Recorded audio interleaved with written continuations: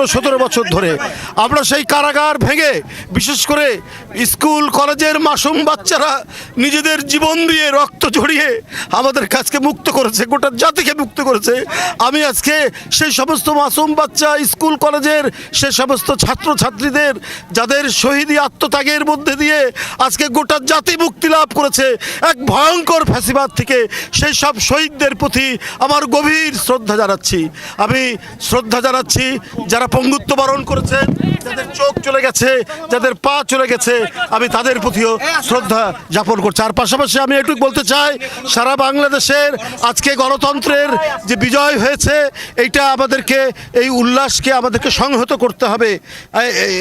এইখানে সবাইকে ধৈর্য ধারণ করতে হবে। কোনো ধরনের নৈরাজ্য করা চলবে না, কারণ বিভিন্ন ধরনের ষড়যন্ত্রকারীরা তারা বিভিন্নভাবে তৎপর রয়েছে। সুতরাং আইন শৃঙ্খলার পরিস্থিতি আমাদেরকে প্রতিষ্ঠিত করতে হবে এবং এখানে যাতে আমরা আইনের শাসন এবং প্রকৃত গণতন্ত্র ফিরিয়ে নিয়ে আসার অঙ্গীকার নিয়ে যে গণতন্ত্রের বিজয় হয়েছে সেটাকে আমাদেরকে বাস্তবায়ন করতে হবে।